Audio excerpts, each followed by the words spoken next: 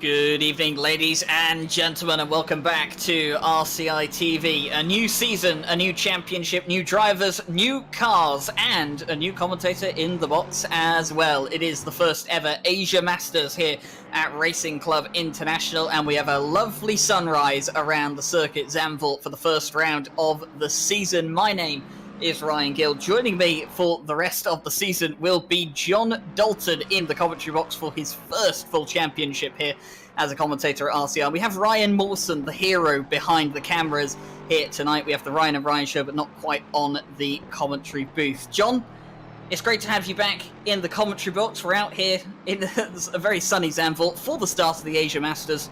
How much are you looking forward to this? Good evening, Ryan. Yeah, very much looking forward to this one. A little bit different to see so many Lexus competing against each other. A few Nissans dotted down the grid, and interesting to see how some of these Hondas run. They are dotted few and far between. But yeah, lovely weather here today. Hopefully brings some good dry racing, although track temperature being a bit cold, might struggle to get some heat in those tyres early on. Yeah, it's definitely a bit chilly out here. It is early in the morning at Zandvoort, and well, I'm sure, as you mentioned earlier, seeing some of the Lexus, Lexi, Nissan, Honda that we have out here on the field, there may be a few people at home wondering what exactly is the Asia Masters if you didn't hear about us announce it already at the end of the Euro Masters just a week ago. It, of course, is kind of a counterpart championship to that one. We're only using Asian cars, and, well, unfortunately, we only have Japanese cars in the game when it comes to Asia, so we have to settle for the Lexus, the Honda, and the Nissan.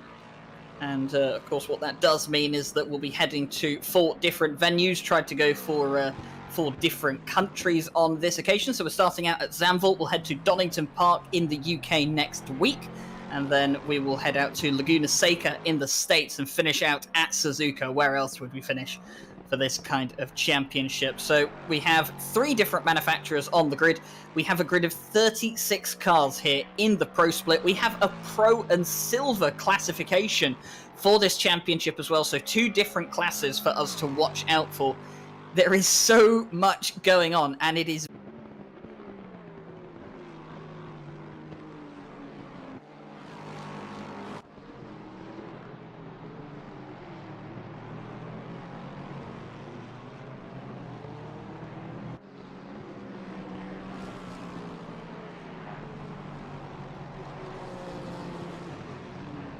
Welcome back, everyone, and apologies for the technical difficulties. It does happen from time to time. We have got 4 minutes into the way of our 10-minute qualifying session for the evening here tonight, and it is Christopher Verstappen that has gone fastest on the first round by. It's a 1:35.950 for Christopher Verstappen at the moment. Just about 20 thousandths of a second behind him, though, is Fuerte in the 86, and Giuseppe D'Anna 32 thousandths of a second behind in the Honda as well, filling out in 3rd position. The highest of the silver cars at the moment in 5th overall. Hledke doing very, very well in the 78 Lexus, followed by Dvorak and Gadja behind.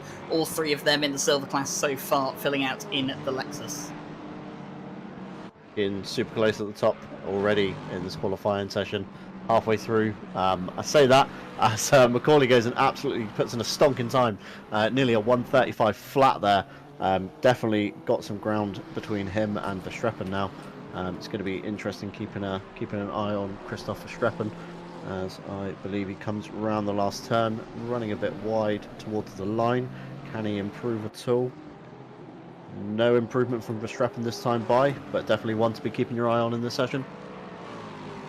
Joe Macaulay going faster as well, just up by 0.2 of a second right now. This is on a fast track as well, which is the more impressive thing. Joe Macaulay, I wonder if him taking the Honda out here at the moment is in preparation for him potentially taking the Honda in a certain Sprint Esports Championship coming up soon, with SRO Esports and GT World Challenge getting all back up to speed on their front. Maybe we'll see Joe Macaulay out in this car later on. Meanwhile, a bit further down the order, we have the likes of the highest Nissan at the moment is Hogstrom Viggeske in the 81 right now. He's sitting in 12th place. If curious about that. His teammate, Mikael Sundström, in fact, all the way down in 27th. That's not where I'd expect to see Mikael Sundström usually, but plenty of time left to find in that car. Meanwhile, in the silver class, it is now Matthew Kingston Lee that has moved up into second place. And third place in the silver class is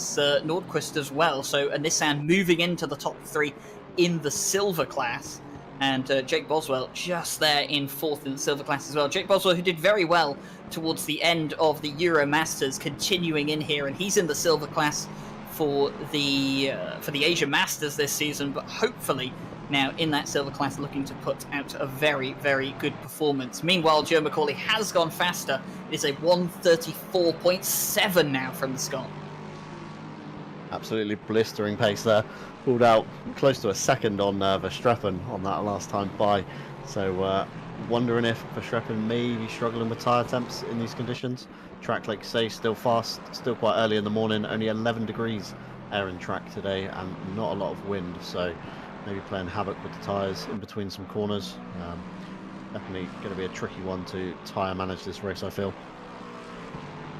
Could be a tricky one to time manage this race, and with the track grip level out there at the moment just being fast, it is early in the morning, 11 degrees out here at Zandvoort, so not much for the drivers to work with in terms of grip, in terms of heat into the track. And well, Joe McCauley is not going quicker on this occasion, but he has put in some blistering lap times, and in fact I think it's one of our silver drivers has actually gone quicker as well, within half a second now of that provisional pole time. Andy Boardman's moved up into second in silver, Jake Boswell now third, and Nordqvist bumped down to fourth place. Mikael Sundström has improved up into 11th.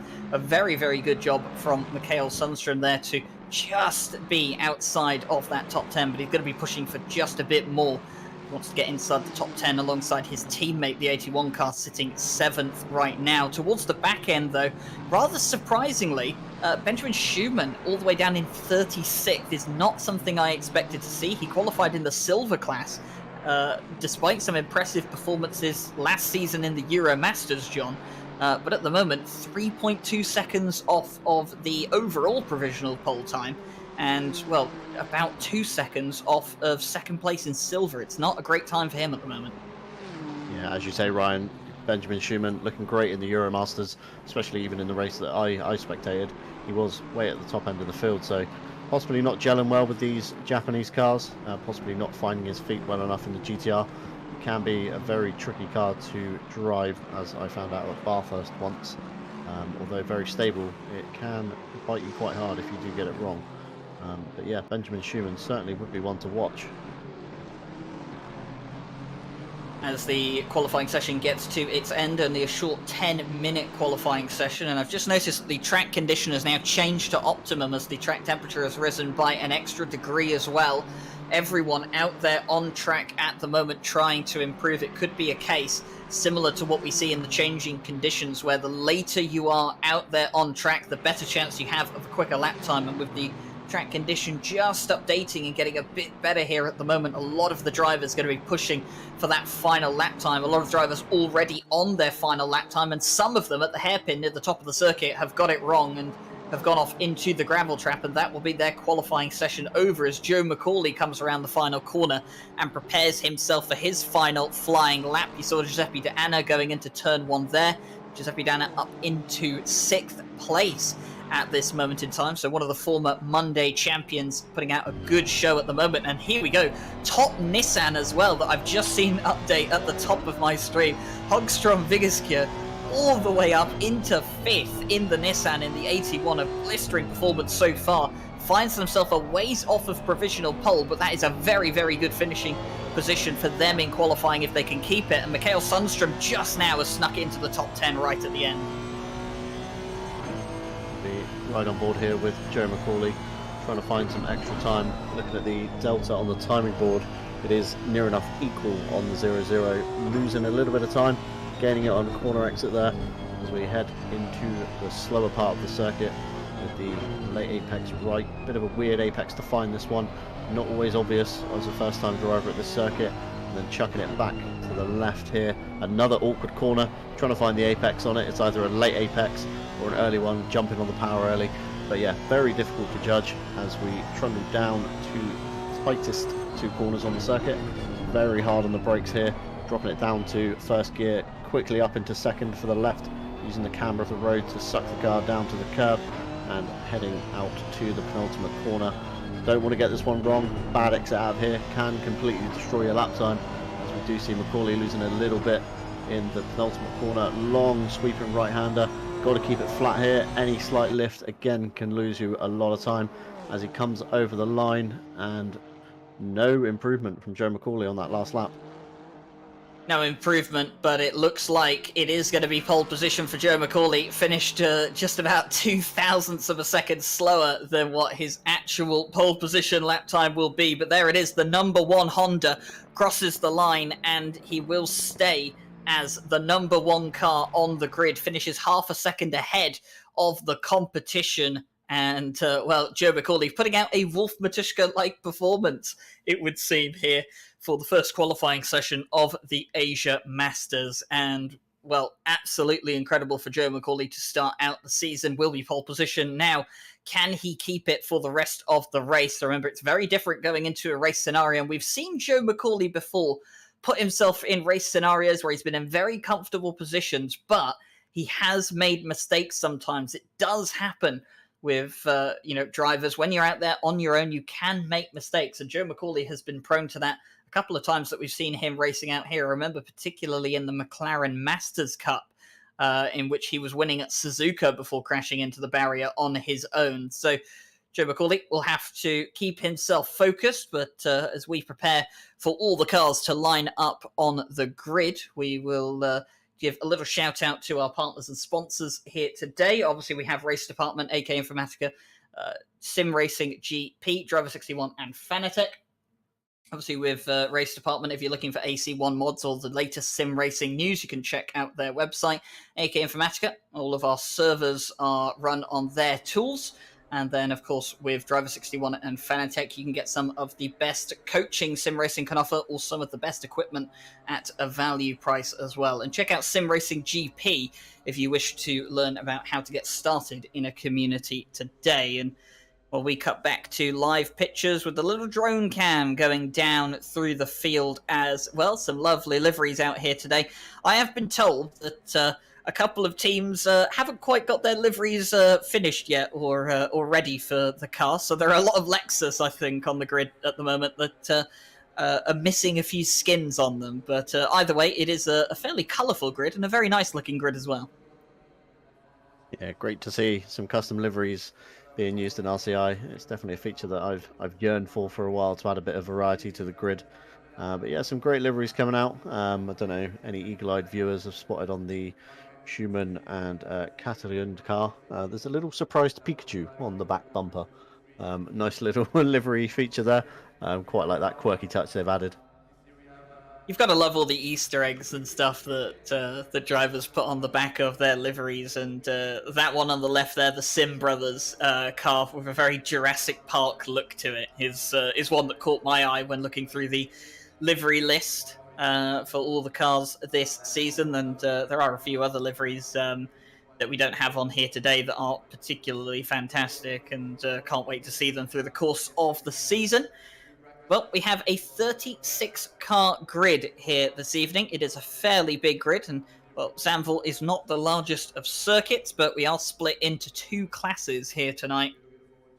So, of course, that means there is twice the racing action to keep an eye on from a competitive perspective. Seeing both pro and silver drivers on the grid at the same time. John, a lot of these drivers are already familiar with each other, but now some of them competing for, should we say, different points in a different class with one another. They'll care about the overall position in terms of pride, but you've got to keep your eye on the points, which matter for class position only. Definitely, you don't want to be taking fights that are definitely not yours to either A, be winning, or B, affecting your championship. We always do it in the endurance races, OVRC and the RCI car, of Seb, myself and Tom. If we're ever in a position where we're, say, in front of a pro car, say we're in P2 overall, guy in P3's a pro car, there's no point fighting him. Either way, you're still quite high up in silvers. Let him go, let him chase your rival on, and who knows, he might even open the door for you later on down the line. But there is no point taking fights that just aren't yours to be taken. Well, we are just over a minute away from the start of the formation lap, the first of 4 rounds here for the Asia Masters. Of course, starting in Zandvoort, we'll head to Donington Park next week, then Laguna Seca, finishing out at Suzuka. And I see Ryan Wilson has found Phil Roberts' livery on the grid here, the Tonka Nissan on the grid, and that is another one of the amusing liveries that we've seen. I did see the Pikachu face on the back of one of the Nissans, and here's the other one I think that has it on as well, the little surprise Pikachu on the back right of that car, and going to get a little bit of a look at that now. As you can see, that absolutely lovely to see, and a great show of support as well. We have mentioned it, I believe, on stream already, but a great show of support from some drivers here today running Ukrainian flags on their liveries, or their livery as a Ukrainian flag as well. Obviously not a very good situation going on over there in Eastern Europe, and we do wish everyone stays safe in these trying times, and we'll hope that there is some sort of peaceful resolution in the near future. So, first round of the season, and the warm-up lap for the season is underway. Joe Macaulay pulls off the line and will take them around the course for one time before the flying start here.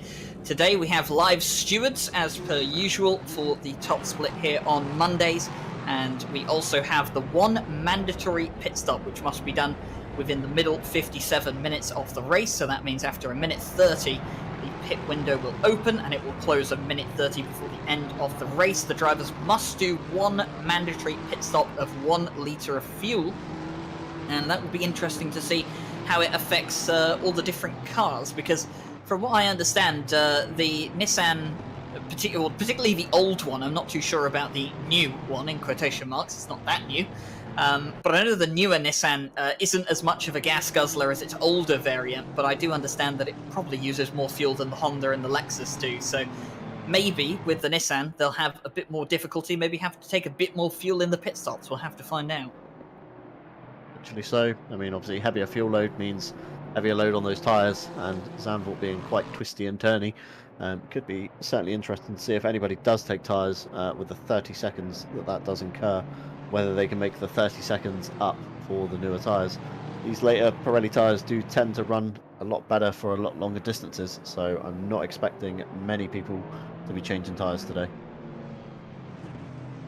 No, I don't think tyre changes will be an important factor. Maybe out at Laguna Seca, when we head out later in the season, it could get particularly hot out there. We might see tyre changes become a bit more of a factor, but no, out here today in the cooler conditions that we have, I don't think it's going to be that much of a challenge. What will be a challenge, though, is the sun, and you can see it here in this particular shot. Obviously, very, very sunny out here just after sunrise at Zandvoort, and that's going to be a challenge for all the drivers here today, with the sun in your eyes for an extended period of time as it comes over the top of the horizon. Yeah, certainly weather is as much of a challenge even when it's rainy as when it is sunny. Like you say, sun in your eyes could be a bit distracting, trying to find the apex, and all of a sudden you've got lens flare coming into you. It's yeah, it's going to be a tricky one as the cars start to form up on the grid, 2 wide with Joe Macaulay leading. Very surprised to see Hjaladki up there in the 78 Lexus in the silver class. I think he's going to be one to watch, maybe even a promotion on the cards to Pro Class as we head round the final corner towards the start finish straight. Cars bunching up, jostling each other, trying to get as close to the car ahead of you as you can to minimise your loss, possibly even trail braking on the brakes to boost the turbos, so when it does go green your turbos are nice and spooled, ready for the start of this race. Round 1 Asian Masters, here we go. Down into turn 1, Joe Macaulay leading the field as we see cars spreading out behind, 2 wide. Keep it nice and safe through this corner.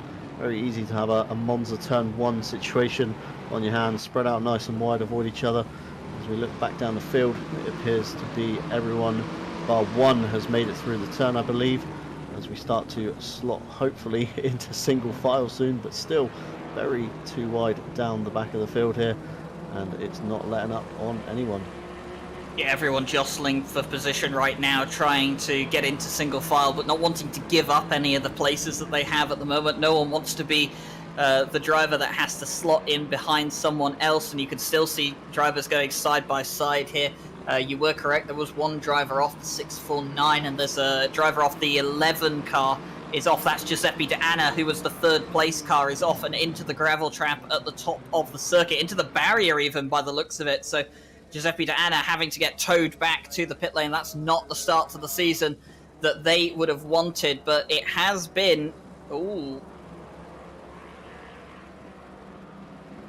I think probably some ping issues by the looks of it there for Giuseppe De Anna. We'll hope that whichever car it was that they got involved in didn't receive too much damage from that collision, but unfortunately for Giuseppe De Anna, that seems like curtains very, very early on in the season. Oh, we've had a bit of an accident down towards the back end of the field, down towards that little chicane at the bottom, coming into the what is now the stadium section as Joe McCauley crosses the line to lead us over the first lap of racing. A couple of cars involved in there, the 222 and the 47, just to name a few. But it does look overall, John, knock on wood, that it has been a fairly clean start with only a few cars involved in an incident and nothing big at turn one. Hasn't been too messy from what I've seen. Joe McCauley's managed to streak ahead there. But yeah, as you say, a couple of cars getting caught up in the back end of the field that are now starting to come into the pits. I believe Schumann, Teres, Daly, Giuseppe De Anna, obviously with the possible hardware issue. Boswell, I believe, was caught up. Ansvanger to Klaus and Boardman breaking away from the end of the field. However, some people are taking this as a chance to clear their mandatory stop and probably go to the end on what they can try on the fuel, at least anyway. Yeah, not all of them will be pitting to repair some damage, perhaps. A couple of them definitely will be, but I imagine some of them out here just going to get that mandatory pit stop done and out of the way, get yourself out of traffic, and then go towards the end of the race and see how it all pans out. In the meantime, up towards the front of the field, we're looking at the 355 here at the moment, who is chasing down Hagstrom in the 81 right now. So the Nissan has done a pretty good job staying in 5th place at the moment and pulling its weight, staying behind the likes of Christopher Verstappen and Peter Henneberg very, very close as we come to finish the second racing lap. The 3 Lexi at the front of the grid, pretty much being a barrier at the moment between that Nissan and the Honda of Joe McCauley, which has disappeared up the road. 3.4 seconds almost now is the gap he has over 2nd place, and Joe McCauley very much doing what we thought he might do, which is disappear up the road, but he has to keep doing it for the duration of the race, and well, that could all change over the course of the next 56 minutes. Looking to the silver class, it is of course Hladky who leads that one, although he could be looking at a class promotion before the end of the race. Then we have Nordqvist in what is provisionally 2nd at the moment in the silver class in the 137 Nissan, and then Dvorak rounding out the podium at the moment. Matthew Kingston, Lee and Gadger running out 5th and 4th at the moment. And some of the newcomers here in the championship, Mark Nosk is down in 23rd overall, I believe, and I'm not sure where Phil Roberts has gone. Oh, he's just behind the likes of Mark Nosk as well. So some of the newcomers. Jarkko Tolvanen's already been into the pit lane as well, by the way, the 703. So he's decided to get his pit stop out of the way nice and early as well, get himself some clean air and see what kind of laps he can put in. Definitely not expecting Jarkko to pit that early. He's normally one of the kind of ones you expect in the middle of the ground, as we see Nordqvist there getting a tap into the chicane, probably very similar to how the incident started last lap. Back on his way again. I'm not sure who that was with. See a Lexus off there in the background as well. Not a good time to be in that chicane in a battle, it seems. It seems to be a little bit cursed, this race. So I think that could be Hladky, to be fair. He's dropped back to P21, I'm noticing here, so maybe he got involved in the tangle with Nordqvist. Definitely look, Hladky is dropping well down the order now, and well, that is unfortunate. That was the car that was leading in the silver class, the car that put it on the front row of the grid overall, and of course the pole sitter for silver, so dropping well down the order now is not what the 78 would have wanted. That's dropped them back to 21st overall at the moment. So, and they've also got the car of Andres Sarka between them and the rest at the moment. And here is a replay. Just got tapped, and then cars behind, and then really put in an awkward situation. Has to be careful about reversing back onto the racing line. So that's why it took Ladke so long to get going again, and why they lost so many positions. But fortunately for them, it is early in the race. There is plenty left to go, and they can still try and get a recovery effort on. They will have a bit of damage on that car that maybe they'll repair in their pit stop, but either way, they still have plenty of time to claw back those places. 53 minutes at Zandvoort, absolutely anything can happen. As just witnessed Puerte in the back there going slightly backwards after running wide, dropping down to P18 in a Lexus sandwich now. But yeah, looking very close throughout the whole field on today's race, which is great to see. Some real big names at the top, with Macaulay just absolutely walking away at the moment from Henneberg. But as you say, 53 minutes, absolutely anything can happen, especially with this tight train of cars from P6 the way back to about P16, P17. So positions to be gained from small mistakes. It's definitely one to be keeping your eye on, as I think Puerte has joined the pits, taking another early stop, maybe following in the shoes of Torvinen, trying to get some clean air, get himself out that massive train, repair any damage you might have got from the off. As we look here at E10 with 0 in a train of Lexi with the T-Lex, I believe the Sim brothers have called it, in that Jurassic Park livery, heading at the back of that train. Very, very imaginative name about the Lexus, and yeah, plenty of Lexi in an order here at the moment, and it is just a couple of the Nissans and Hondas splitting them up at this point. The likes of Hogström Vigeskva is up into 4th place after the little incident that Ladke had up towards the front of the field with Henneberg, I believe it was. So that means that the Nissan has jumped from 5th into 4th, and that has also allowed Mikael Sundström up into 6th place. So two of the Nissans in the Pro category, at least, up and high in the top 10 as well. A good showing from them so far, as Joe Macaulay has not set the fastest lap of the race again, but he does have it at the moment with a 1:35.452. For reference, that is about half a second quicker than anyone else on track at the moment. As we watch Klaus Niering chasing down the likes of Nico Kumpu right now, and these are drivers that know each other plenty from the Monday Championship. Klaus Niering and Nico Kumpu very familiar with one another, from whether it's the Lambo Masters, the Euro Masters, or I think even the Porsche Masters. Both of these drivers featured in, and this is one of the things that you do like about consistent league racing, isn't it, John? You get familiar with drivers that you race against week in and week out, and to a degree you learn which drivers you can trust and which drivers you can't trust with how hard you want to race them. Yeah, from my past experience, I can certainly speak for that. There's certain drivers that I just won't even try and go near, because I've not had pleasant experiences with in the past. And then other drivers, you can absolutely go side by side for 3 or 4 corners at a time, and they keep it very, very clean, and it becomes a very fair fight. But yeah, it is all down to experience. Like you say, the more you race, the more you know the names, and the more that you know the names, the more you know you can trust the guy that's trying to run alongside you.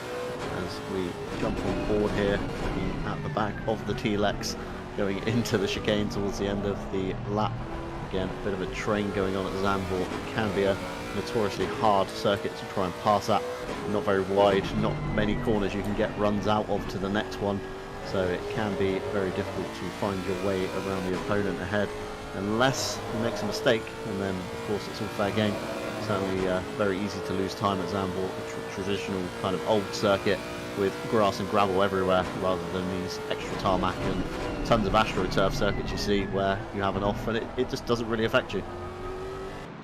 Definitely is an old school circuit in that main, and we were on board there and still looking at Dvorak at the moment. He is the leader in the silver class, the 34, just followed by Gadja there in the background, you can see. So Dvorak 12th overall at the moment, and doing a good job to keep that silver class lead. We'll have to see if they can keep it from Gadget. Matthew Kingston Lee is third place in the silver class, followed by Rudy Philmalter and Tom Watts. In fact, Tom Watts, another name new to the top split here on Mondays, and doing a very good job in 5th place as well. And Gadget, very much the same, one of the new drivers around here, and in 2nd in the silver class. Meanwhile, Nico Kumpu is, well, under pressure from the likes of Klaus Nering, but is also closed in on Taplin and Sundström. You kind of feel here at the moment, looking at this right now, John, do you think that Nissan is a bit of a cork in the bottle right now with Mikael Sundström? I'd say it's looking like it. You know, the train of Lexus behind is just getting longer and longer. So yeah, Mikael, if he's not careful, could find himself under quite a bit of pressure soon with this fight. Rob Taplin looking very racy, almost certainly behind him, followed by Kumpu, Nairing and Zero. Either one of these drivers, small mistake from Sundström, could lead the door open to a lot of positions lost as we head down towards turn 1. Rob Taplin making a late lunge down the inside there. Contact is made into turn 1. Sundström nearly spinning out there as Lexuses go 2 abreast back up to turn 2 and 3 retrospectively. Taplin again making slight contact there with Kumpu, and that leads Zero and Nairing into the fight as well. So you could say definitely this Nissan was the cork in the bottle at the time. The cork has been pushed, and yeah, it's certainly backed up a lot of Lexus behind.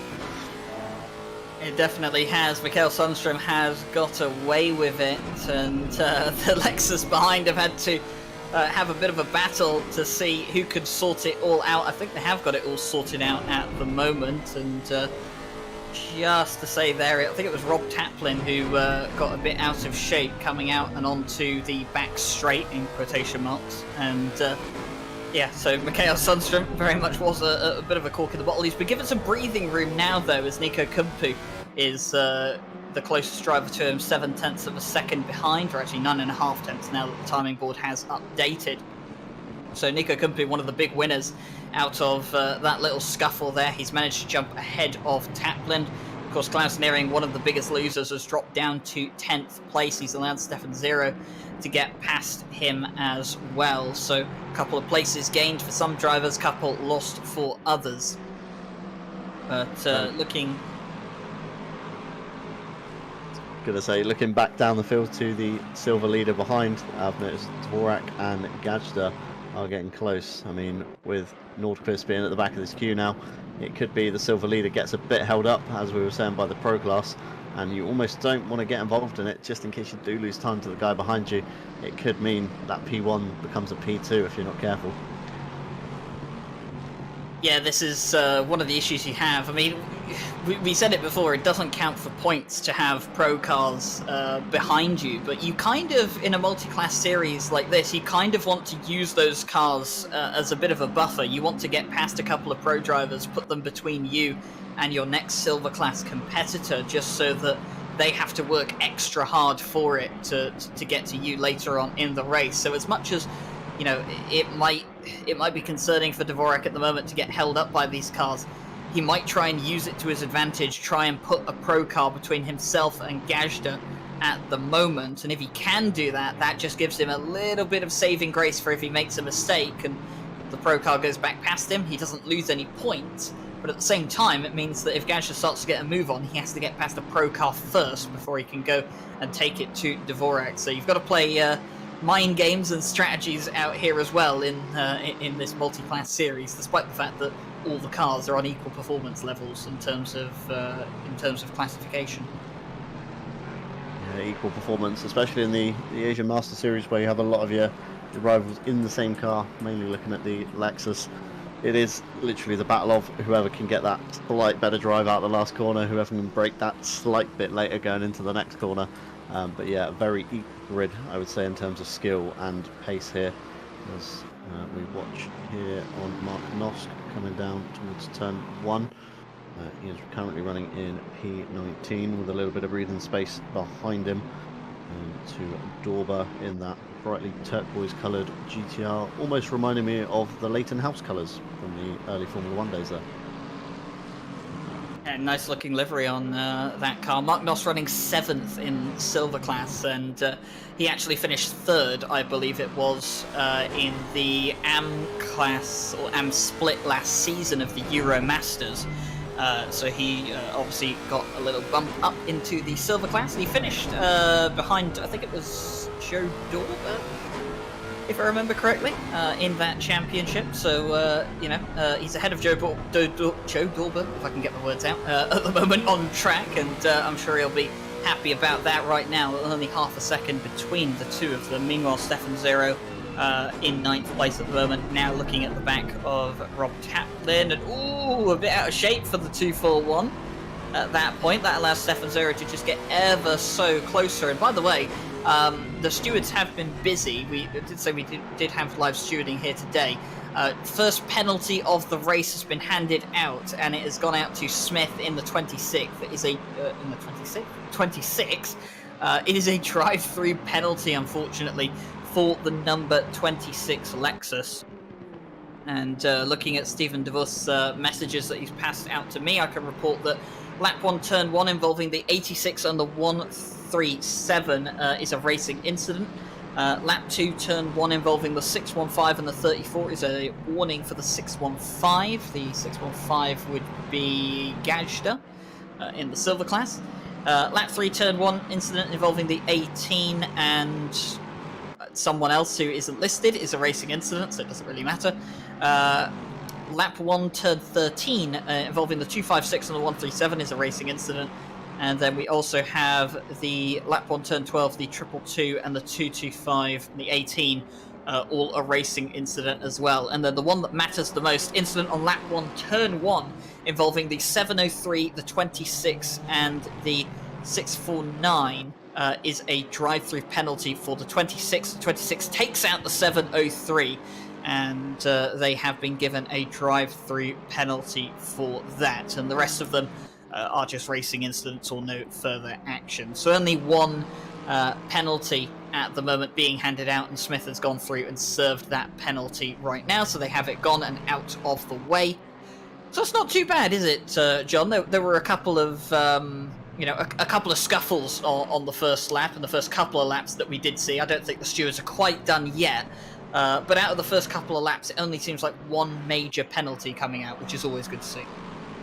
Yeah, great to see some clean racing. Turn 1, only a minor incident. And so the biggie happened at the final chicane towards the end of the lap with 4 or 5 cars. But yeah, it's great to see some clean racing. Not much has happened since getting those first kind of opening lap incidents out the way, finding your feet on maybe a slightly heavier fuel load than what you're used to from practice and qualifying. As we watch here, Rudy Philmalter, one of the South African drivers, car ahead. Van Kampen makes a bit of a mistake there into turn 2, gives him the run to get slightly closer into turn 3. And then we've got this long drag through what is essentially the back straight in quotation marks with a few kinks in it. Again, quite easy to get wrong. It's a bit of a nasty bump on the inside of one of these turns. The curves are very high. We head into the banked section now, with Rudy Philmalter looking a lot closer as race control has just popped up. A penalty for car 34, which is the silver leader. That's definitely not something you want to see on that one. No, and I've just noticed this is Rudy Philmalter, I think, getting past Stefan Van Kampen in the 35. That doesn't matter for class position, but it matters overall. It puts Rudy Philmalter with a pro car in between himself and Matthew Kingston Lee and Thibaut Roskam. So good job for Rudy Philmalter there to put a car between himself and his competitors. And that drive-through for Dvorak now means that Gajda essentially leads the silver class. Rudy Philmalter will be promoted to 2nd, and Matthew Kingston Lee is now in 3rd place. Dvorak looks like he's going to serve that drive-through penalty immediately and get it out of the way as soon as they can, give themselves as much time as possible with some clean air to just go out and put in some laps. They'll still have to serve their mandatory pit stop as well, unfortunately, but right now at least getting that that drive-through penalty done and out of the way. And Matthew Kingston Lee now looks like they've got past the likes of Van Kampen. So Van Kampen not wanting to get involved in the silver battle here, it seems. Happy to kind of just move out of the way for a couple of the silver cars and let them keep battling. bit of a wise move. Certainly not something you want to kind of get involved in with battles of the other class. Can only slow you down from your pro rivals chasing behind you. Next nearest car for Van Kampen for position is P22. As again, race control popping up with a drive-through for the 942, which is Tom Watts in the silver class Lexus. Again, penalties being given out. I think stewards are catching up with the opening lap incidents and anything that's happened in the last 20 minutes or so. Yeah, stewards just making sure that they can get all caught up on stuff and making sure that all the incidents do get looked at, and it's one of the things that the drivers do appreciate about the live stewarding that they're able to get. And make sure that those penalties get handed out. Of course, the AM split has to settle for the post-stewarding, and mainly due to staffing limitations that we can't live steward both splits. So that does remind me, if you want to get involved as a staff member here at RCI, you can do so. We have a staff vacancies channel in the Discord, link in the description, and you can get involved and become part of the crew. John's pretty new to the crew, but settling in as it was. You're becoming a part of the inner culture here at RCI. Although you have kind of known a few of us around here for a while now, so I suppose that's helped. Yeah, I've known a few of you guys for a few years now, so yeah, definitely has helped with settling in. Not as big and scary as I thought it would be, and streaming over on Twitch has certainly helped. I think live stream on the broadcast definitely has made it a bit easier to comfortably talk to two monitors on the internet with not many cameras in my face for once, which is nice. Hiding behind the mic rather than the camera overlay as well. Normally that I've got on Twitch, as we look towards the back of the grid here, with a battle for what looks like P30, 31 and 32. Two of the cars in 31 and 32, Roberts and Answanger, are for the silver class. So again, going back to your point, Ryan, of do you want to get involved in this as a pro car? As we see Joe McCauley, I believe, cutting through the middle there, starting to lap some people. Again, Joe's going to be wanting to play it safe. Has a massive lead here, like you say, with the McLaren Masters Cup. Threw it all away by chucking it into the wall. Again, you don't want to throw a race one away by ploughing into a slower car. It's definitely not good for the image, and isn't good for your race. Definitely not, and Joe McCauley will know that, and works his way through. Still has to do his mandatory pit stop, which a couple of these cars have done their mandatory pit stops, so that's why Joe McCauley has caught up to them as quick as he has.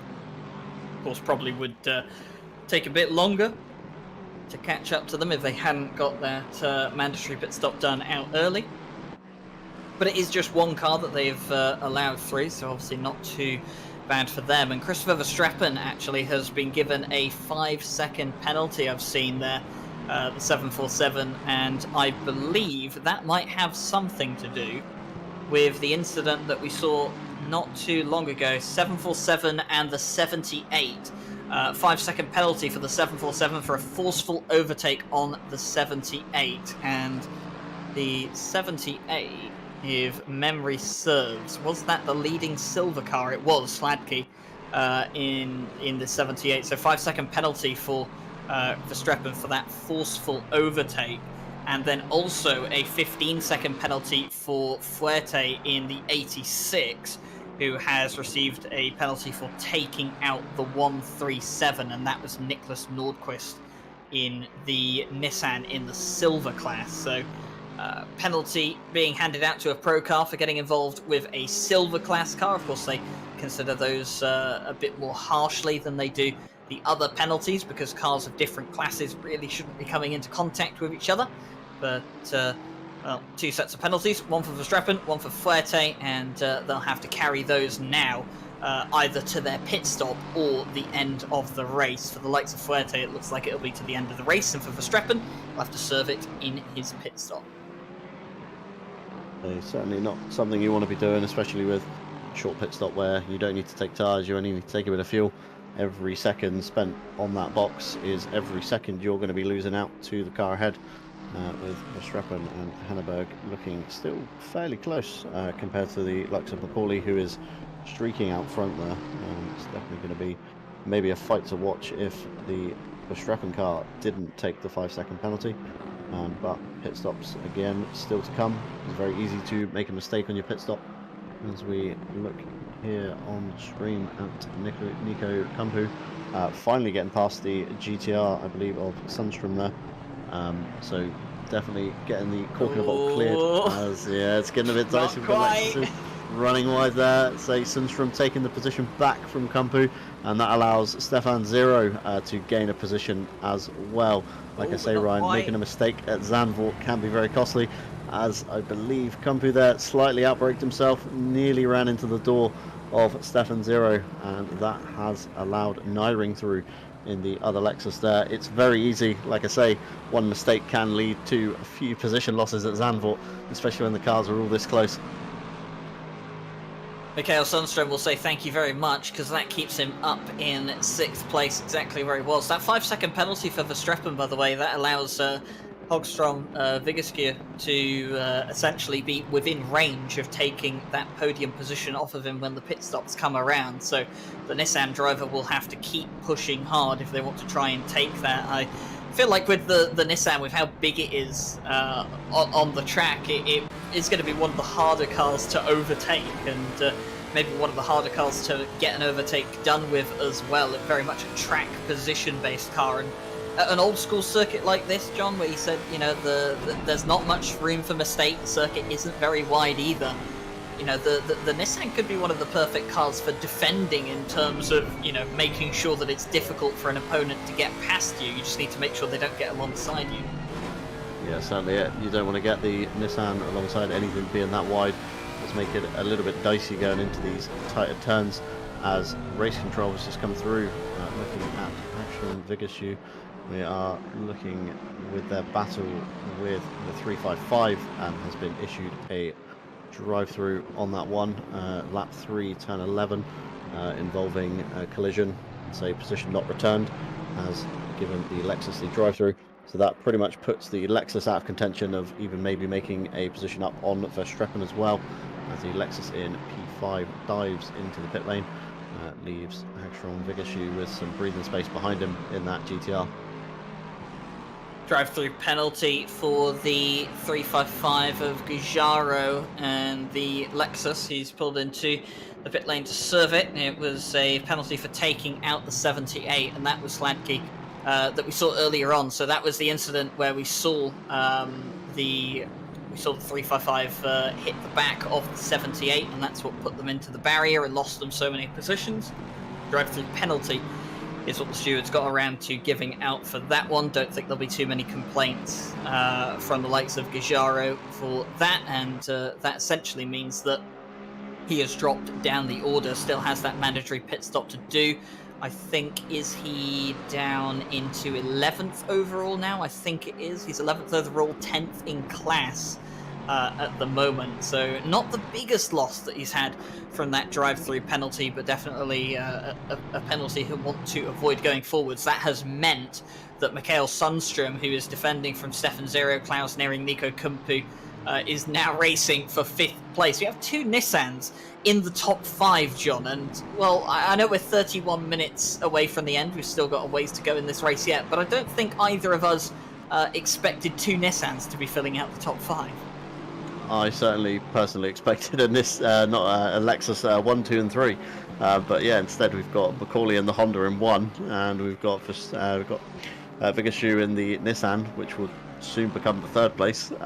Yeah, definitely a good mix to see the different manufacturers there mixing the top end of the field, but looking back at Mikael Sundström in the other Nissan, he has still got a big queue of Lexus behind him, so that could be a train to contend with if that Nissan does manage to get out of the way, or they too manage to find some pace.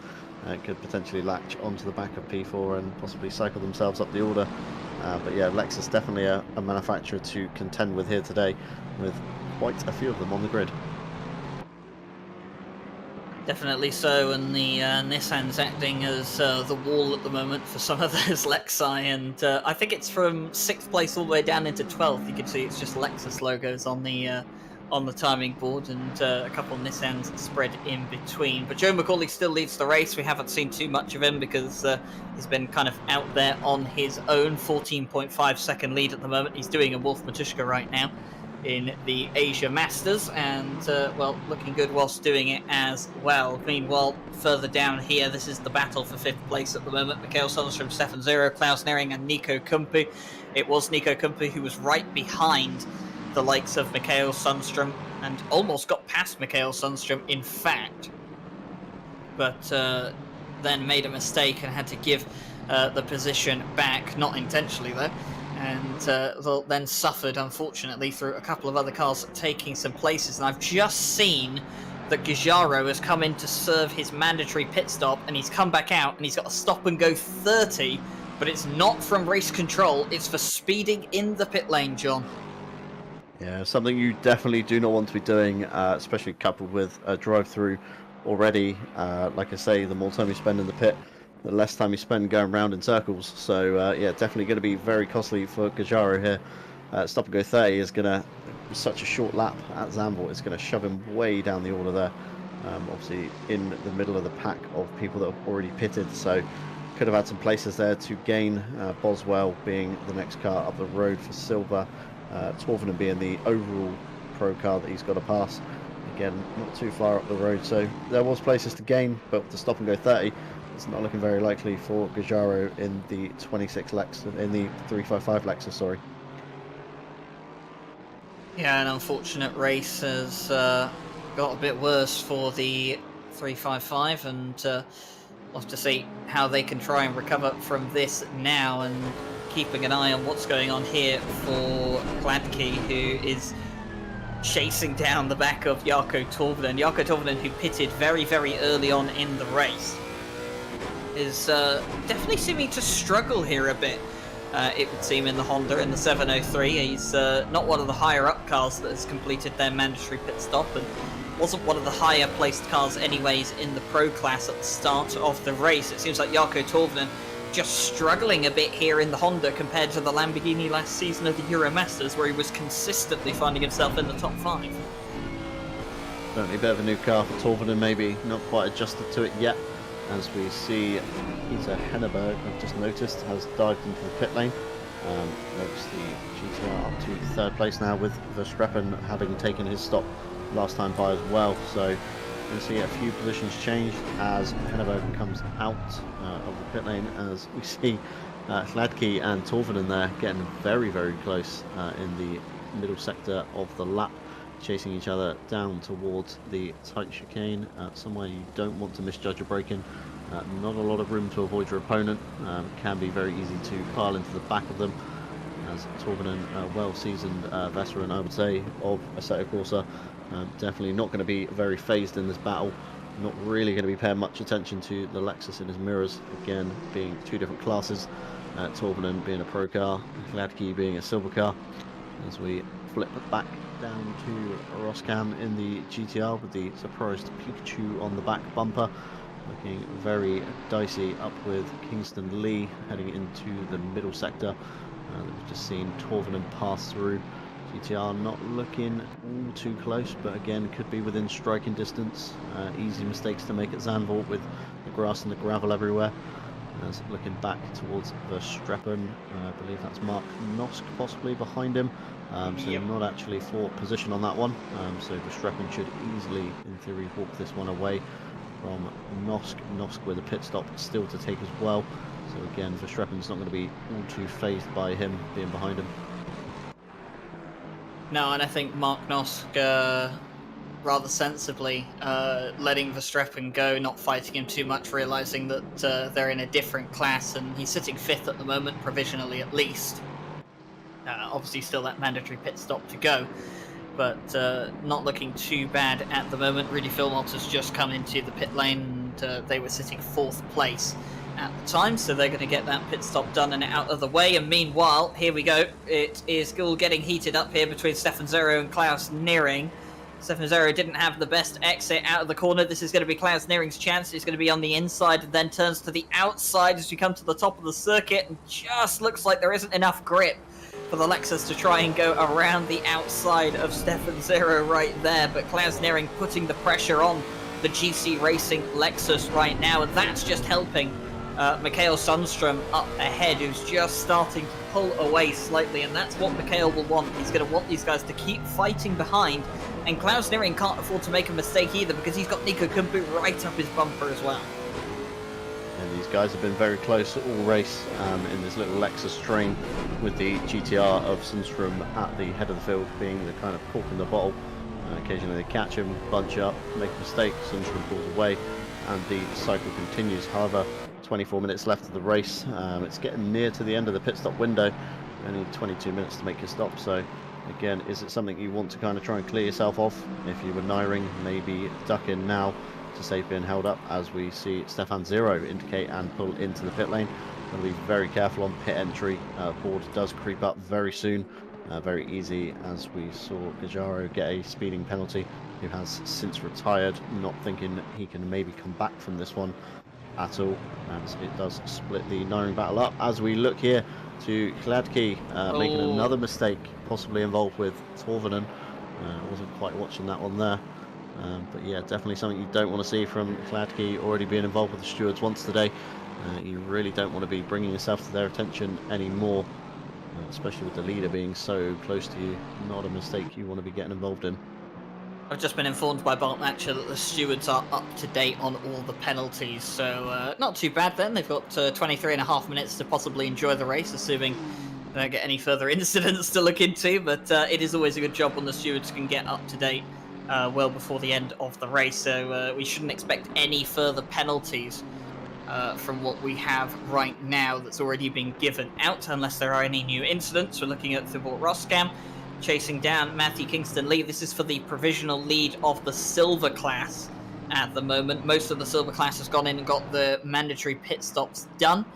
It is just Matthew Kingston Lee, Thibaut Roskam and Mark Nosk at the moment who are missing those pit stops. We're expecting Niklas Nordqvist to be the leader of the silver class once all those pit stops are said and done, but we'll have to see how all of that shapes out across the next 21 minutes. Of course, they have to pit within that pit window or it will not count, and they will be disqualified at the end of the race. And we actually had a situation like that in the Euromasters last season at Paul Ricard, if I remember correctly. I don't know if it was Nico Kuzma or Nico Kumpu, or one of the BMWs, of which there were many on the grid last season. Definitely got caught out a bit by that, and well, you don't want to get caught out by it again. And we have Robin Klaus at the moment just chasing down Jarkko Torvinen, and Torvinen all the way down in 21st, not doing great at the moment. And we're going to have to see if he can catch up to Van Kampen, who is 1.6 seconds up the road, so it's not too far up the road for Jarkko Torvinen to get another place on the board for him. Plenty of drivers in the pro class, I think, still to come into the pit lane. Joe McCauley, Vigeskir, Sundstrom, Niering, Kumpu, Nordqvist, and I believe that's it. So still a few left, although it looks like Jarkko Torvinen at this point is going to get taken by Robin Klaus in the silver class. He's going to be on the inside, wants to get past the 703, but Jarkko Torvinen, he's not having any of it. Definitely a very hard driver to fight against, Torvinen. He's been around the block a few times, so he knows all the tricks in the book. He's going to be watching that Lexus very closely in his rearview mirror. Although it's not for position, this could really hamper his chase up to the back of Van Kampen in the Lexus ahead, which again could be more championship points for Torvinen to gain. As I've just noticed, McCauley has cleared his mandatory stop. No need to clear that. It's come out miles ahead of the GTR, chasing behind of Hagstrom Vigashu, and the Sundstrom battle I've just noticed, scrolling back down the field, is getting a bit close again with Nico Kumpu and Niering in the two Lexuses hot on his heels, as fights everywhere up and down the grid today. It's definitely some good action to see for an opening round of this Euromasters phase, as Niering is looking very racy indeed up to the back of the GTR. Again, this is something you want to start contending of. Should I pit now, give myself a little bit of clean air, maybe come out a little bit further down the field and then chase my way back up again? Still the top few guys still to make their stops, including Hagstrom Vigashu Sundström, Nyring, Kampu and Nordqvist. Kingston Lee still a late stopper. Roskam and Mark Nosk as well still to take their stops, with Huerte with a 15-second time penalty to be added on at the end. As we look here, Nyring getting very close to the back of the diffuser of the GTR with the front splitter of that Lexus. Heading into the penultimate corner, could Nyring be sizing up a long move, getting a better run out of the penultimate corner into the last corner, tucking in behind the big hole that GTR leaves in the air ahead of you. Neither one of these cars wanting to pit, still locked nose to bumper here as Nyring looks towards the inside, doesn't think he's close enough, chases Sundström into the braking zone. This of course is allowing Nico Kumpu behind him to slowly edge his way forward, and Victor Nordqvist again in the T-Lex creeping at the back of this train, ready to maybe make a move if it all does go south for these guys. Joe McCauley has his pit stop done and out of the way. He's come out in second place to Vigeskir at the moment, and 5.1 seconds behind. Obviously he will retake that lead once the 81 comes into the pit lane, but we don't know exactly when that will be. That puts Mikael Sundström into third place effectively for the moment, and oh, is that Christopher Verstappen up the back of Matthew Kingston Lee? It was, and getting very, very close as he gets his way through. Matthew Kingston Lee, one of the drivers still left to pit in the silver class, but Christopher Verstappen wasting no time, John, to get past one of the silver class drivers, racing them as hard as they needed to get past there. Kingston Lee didn't give it to them easily, had to work for it, and was a fantastic move on the inside. Definitely a very ballsy move there from Verstappen, certainly into that corner, one of the fastest ones on the circuit here at Zandvoort, not wanting to waste any time, stuck behind Matthew Kingston Lee on the Lexus. Again, looking at their best lap times, they are about a second apart, so obviously a second a lap over roughly 17 minutes of racing. That could be a lot of time to lose if you don't get your move on and get past him. Again, with the 5-second penalty that Verstappen did serve, now it's put him on the back foot towards Henneberg, so any time wasted is time that he's not going to be catching Henneberg. And again, if he can get close enough to capitalise on Henneberg, if they get close enough to the back of 3, 4 and 5, it could spell a few more positions gained at the moment. So the least time you sit behind a silver car, the better. Again, you can leave Kingston Lee and Roskam to fight their own fight as you sail off into the sunrise here at Zandvoort. And Klaus Nyring chasing down Mikael Sundström right now, and has been in this situation before, and won't exactly want to be in the aftermath that they experienced earlier on in the race. Nico Kumpu chasing them down as well. Stefan Zero's gone and got their mandatory pit stop out of the way. So that means that not involved the GC Racing car right now, but will be towards the end of the race, and 15 minutes left on that pit window. Not much time to do it, and a few of these drivers, you think just leaving it as late as possible. It makes sense for the likes of Mikael Sundström, I feel, to leave it as late as possible right now, because they're holding up the drivers behind them. The drivers behind them probably faster on pace, so doesn't want to lose too much by pitting early, giving them clean air so that they can disappear up the distance. But I feel if the likes of Kumpu and Nyring decided to pit now, Mikael Sundström would probably have to respond on the following lap to have any chance of keeping the two Lexus behind him. Coming down into turn 1, Klaus Nyring going to have a look on the outside line, but doesn't look like there's anything doing there. Has to tuck in really quick to avoid Nico Kumpu having a look up the inside, and Mikael Sundström making this as difficult as possible for the 21 and the 256 right now. Definitely the trickiest thing being in a car sandwich, being that middle guy, is watching the guy ahead, but equally watching the guy behind, because any door you might leave open, you might lunge a bit later, you might try and take the outside line for the switchback. It does leave the door wide open for that guy behind to poke his nose in and potentially gain a position on you while you're too busy focused on the car ahead. As we head into the middle sector, running on board here with Klaus Nyring, looking at the back of that massive GTR. Again, not an easy car to get past by any means due to the size and due to the grunt that it does generate out of the corners onto the straights. As we watch Sundström, can he get a tidy exit down into the chicane, dips a wheel slightly over the curb, Is it going to allow nearing any closer? Like you say, these guys still have pit stops to make, so it's going to be the first of whoever blinks. I think it's getting on, and it's getting time to dive in. So again, if I was nearing, I'd be looking to try and get some clear air.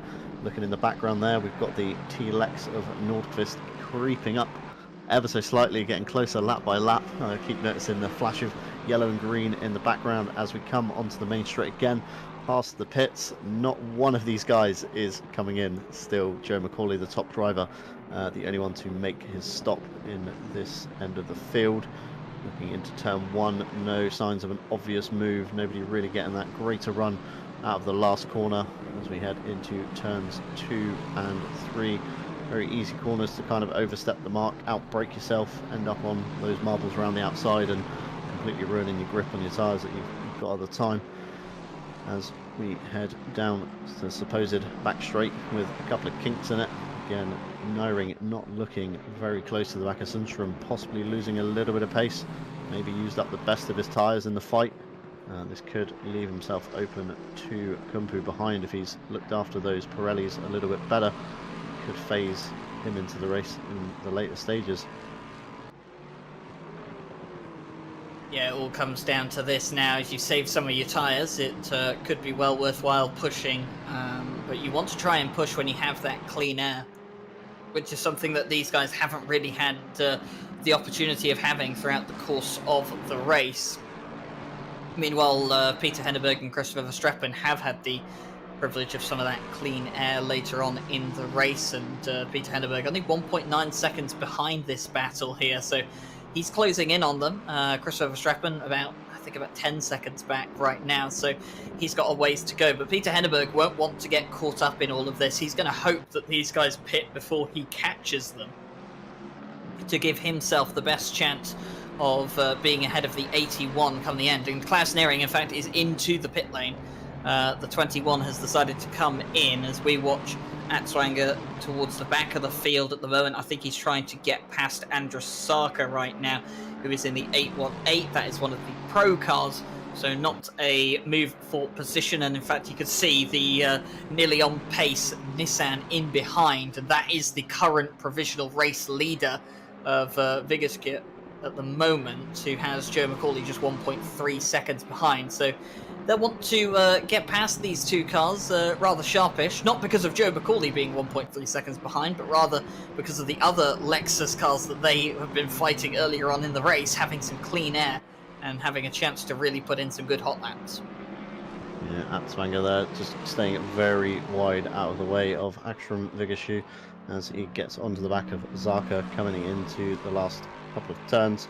Zarka jumping the curve there, a little bit slow, could allow McCauley to catch up on the back of him, although with a pit stop still to make. So McCauley has definitely got this one in the bag, providing he keeps it clean. Again, we've still got some stops to make. Dave Vigashu might make this the time that he comes in with the back of the Lexus in his dashboard, and he does indeed.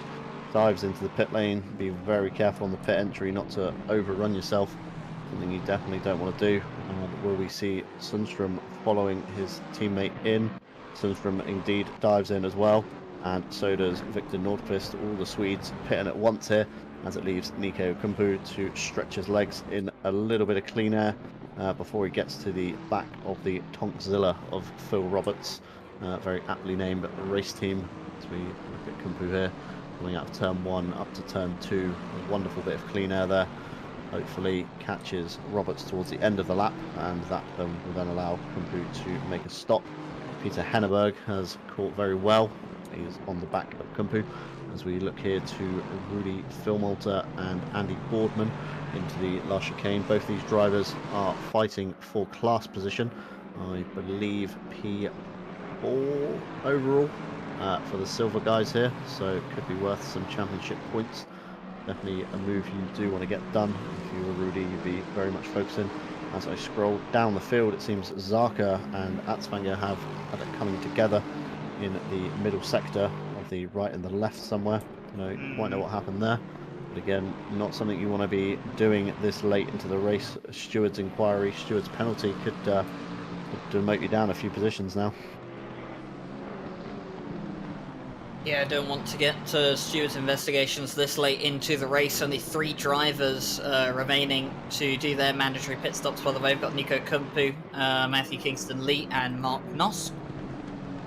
So they still have to get their pit stops done and dusted. And at the moment, Matthew Kingston-Lee leads that silver class. Mark Noss has just allowed Vigaskia through at the moment. And I've just been told that Zero was 0.1 faster.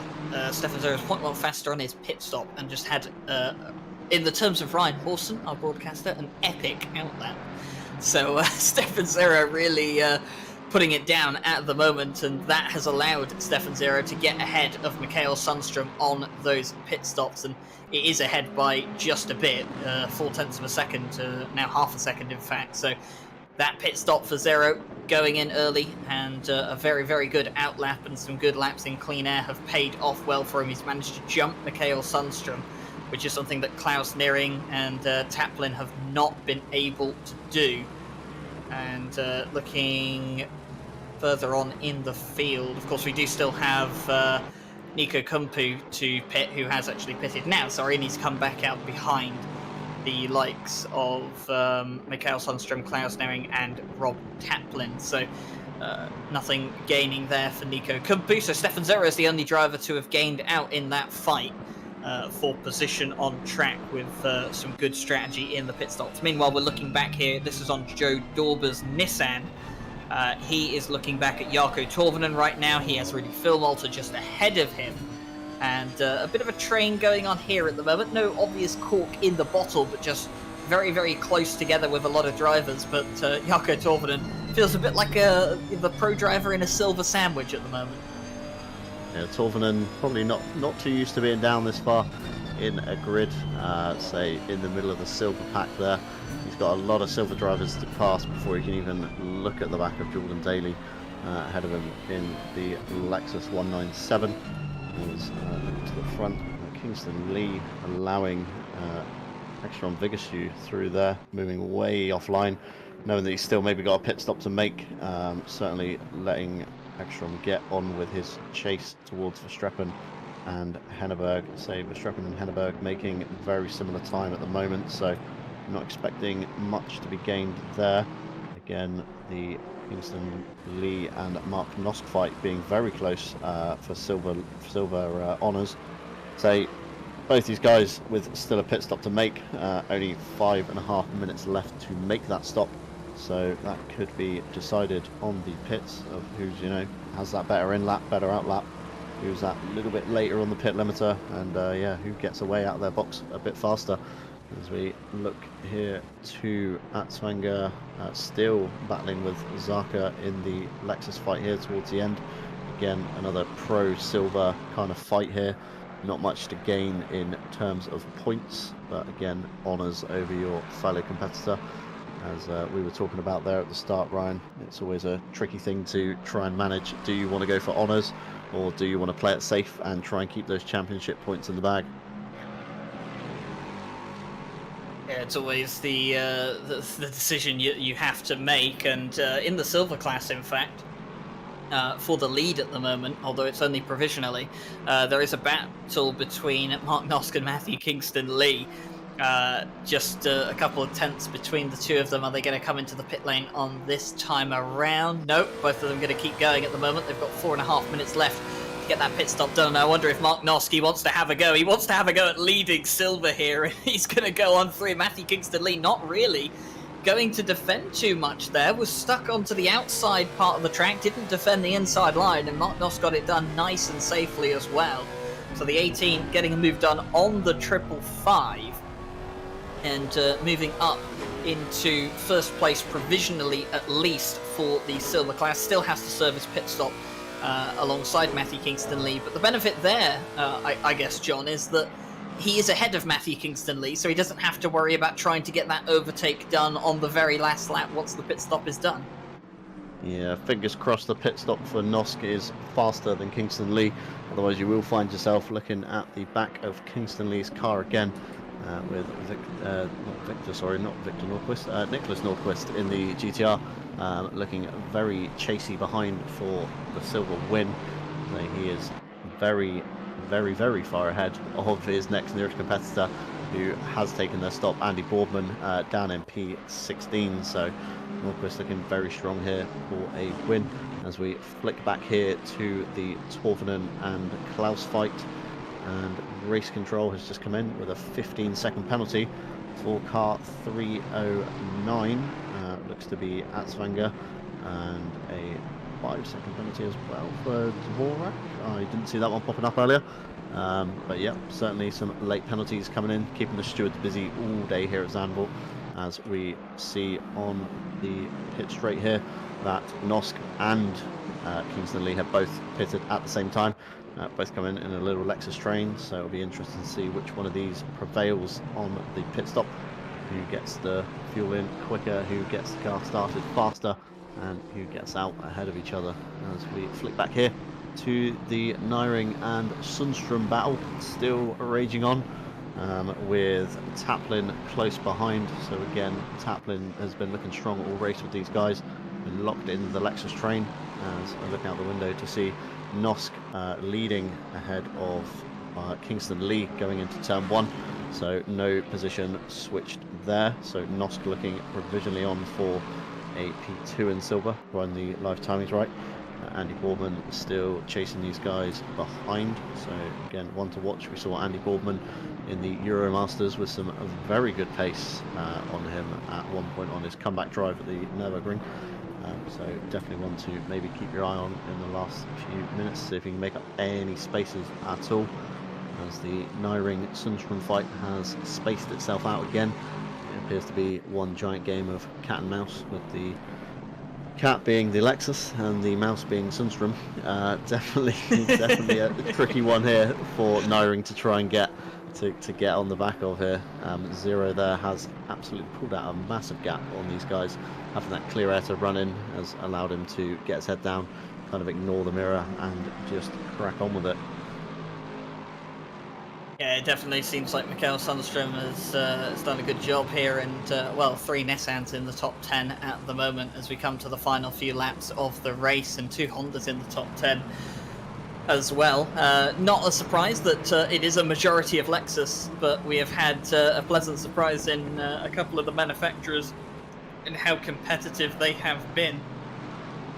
At the moment, though, with Fuerte's 15-second penalty in 5th place, that means that some of the cars behind him will be jumping up. Stefan Zero, Mikael Sundstrom, Klaus Nyring, Rob Taplin, and Nico Kumpu, possibly even as well Victor Norquist, all potentially jumping up ahead of Fuerte come the end of the race with that 15-second penalty that they will have to serve. So possibly an even better result on the cards for a couple of these drivers. Meanwhile, we're looking back here at the silver battle, which is going on between Andy Boardman, Rudy Philmolter, and Joe Dorber. Is the 66 from the 999, and then the 7 just in behind. Joe Dorber is the reigning AM champion, I believe, coming up from the Euromasters. So not too bad of a showing for him today, up in 6th place overall, and really mixing it up with the silver drivers as well.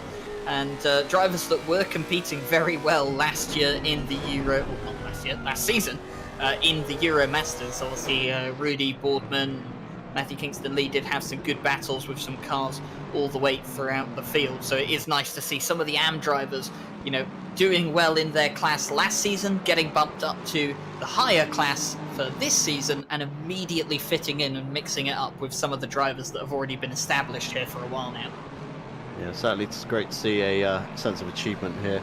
RCI pushing those AM drivers to their limits and throwing them slightly in the deep end with the Pro and Silver split at the top of the Asian Masters. But again, progression is the aim of the game. So you're not going to get any better by racing in your respective classes and absolutely dominating. So it's always good to you know, mix it up a little bit, get in with those faster guys, learn what they're doing, what you're not. As we see Rudy Philmolter kind of trying to look for a pass on Andy Boardman. These guys are very close with Torvinen on that train in behind him as well. As we look to Joe McCauley, again, lapping another Lexus to stretch his lead a little bit further into the final lap of the race with only 4 seconds to go. It will be the final one for Joe here. So it's definitely going to be a good lap to keep your eye on. Anyone who's slightly close, again, little mistakes can mean big position losses. Well, Joe McCauley has put on an absolute masterclass so far in this race. 20.3 second lead. He's doing a Wolf Matuszka with the Honda instead of an Audi, but definitely putting out a statement here to the field that he is going to be the driver to beat in the Pro class. Really, really showing what he can do, and absolutely fantastic to see right now from Joe McCauley. We'll have to see how that continues at Donington Park, Laguna Seca, and even Suzuka to end the season. But it has been a very, very good performance from the number one. We're looking at Rob Taplin, who's in 10th place right now, 9th in the Pro classification at the moment.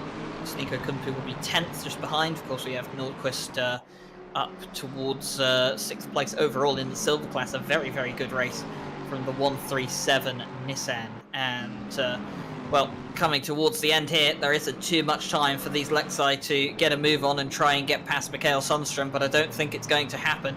Hladky's been trying to recover as best as he can. He's just ahead of Jake Boswell, trying to close down in on the likes of the driver ahead. But it is Joe McCauley who will cross the line, and he will take the first win of the season in the Pro class. The number one, it finishes P1, fastest lap of the race, and pole position. It is the hat trick for Joe McCauley on his first time out in the Asia Masters. And, well, pretty much sums up a perfect evening for the Scot. Peter Henneberg crosses the line in second, with Christopher Verstappen in third place to round out the podium places. It's Hogström Vigotska who will come across in fourth place, and Fuerte will cross the line in fifth, but he will be bumped down due to his 15-second penalty. So Stefan Zero will round out the top five in the Pro class, and Nicholas Nordqvist in the Nissan comes across the line to take the win in silver. A very, very impressive performance from him. And it looks like it will be Mark Nosk who comes around the final corner now to wrap it up, and he will have second place from Matthew Kingston Lee in third for the silver class. You're looking at Jarkko Torvinen at the moment, kind of just stuck between some silver drivers. Hladky, I think, trying to get through. Not that it'll matter, but he's going to be really, really close. He's going to try and run him up to the line, but I think the Honda is just going to be able to outdrag the Lexus right at the end, and does, as Hladky is denied a 19th place overall. But a wonderful start to the Asia Masters. It ends with a Honda on top in Pro and a Nissan on top in silver. Yeah, great to see different manufacturers competing here. I honestly thought it would be an absolute washout of the Lexus, as we see McCauley there celebrating in style on the pit straight before pulling himself possibly into the pit later. Don't get yourself DQ'd. Yeah, just don't do enough to get yourself DQ'd, and you should be a-okay. But yeah, definitely a great start to the season for McCauley. An absolutely flawless drive from himself. Very little mistakes I noticed personally. I've been dipping in and out, watching him as and when throughout the race to see what was happening. Very good traffic management, which is again key at Zandvoort, being such a narrow circuit. Try not to get tangled up in everybody else's mess. Well, a fantastic start to the season here at Zandvoort indeed. We'll be back in a week's time for Donington Park. That'll be the second round of the championship here. We'll be eager to see how all the drivers will do out there. For us today, it will be looking towards the future, and well, for the rest of the week here at RCI, we have plenty of exciting action for you as well. The Diamond Drive Cup will be coming to its fifth round of the championship. and I believe they're out at Misano this week. So they're out at one of the Italian tracks, and it'll be great to see how all of them do out there. And I know that Queen's Design in the Pro class at least are dominating, but it is pretty competitive in the Silver and AM classes at the moment for the Diamond Drive Cup. The Thursday Championship, of course, concluded last week, so there is no stream on Thursday, but sign-ups are open for Season 7. It is a team championship this time around, so 80-minute races, and you and a friend can go and sign up. And a little bit of a driver swap sprint race that we have going on Thursdays. So get yourself signed up, go do your pre-qualifying and enjoy. Same thing for the Friday Championship, pre-qualifying now open for the new season. And well, we'll be looking forward to more races in the 5th season of our Friday GT3 Championship, which will kick off on the 11th of March. But of course, it's a single driver series, so just go in, get yourself signed up, go do your pre-qualifying, and get involved. We'd love to see you out here for the next season of the Friday Championship. Night Owl returns for, I believe, its season finale. And it will be out here. Actually, no, it's not its season finale. Sorry, it's Imola this weekend for the Night Owl Championship, and then its season finale next weekend at Spa. So round 5 of the Night Owl Championship this Saturday. But before that, also happening on a Saturday in the evening, is going to be qualifying for the second round of the World Tour. That's right, the World Tour 2022 has qualifying for the 12 Hours of Silverstone in the evening as well, and you will be able to catch all of the coverage from qualifying and Superpole here on RCI TV for the World Tour. So make sure you stick around for that. The first round was incredibly exciting, some great battles out there, and we cannot wait for the second round of the championship. Big thank you today to our partners, Race Department, AK Informatica, Driver 61, Fanatec, and Sim Racing GP. You can find all the latest sim racing news at Race Department, AK Informatica. Our races are run on their servers, so if you want to get some good, high-quality servers, make sure to check them out.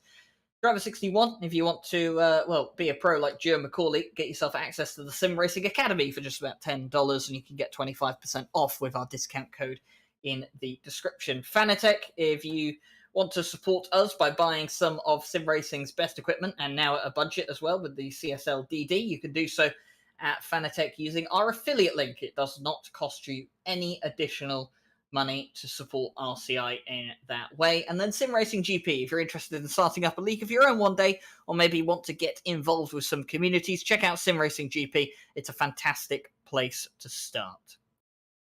But from myself, Ryan Gill and John Dalton in the commentary box, Ryan Mawson behind the cameras here today, and all the stewards and staff here at Racing Club International, thank you very much for joining us this evening. We look forward to seeing you in a week's time at Donington Park. But for now, enjoy yourselves and have a nice week.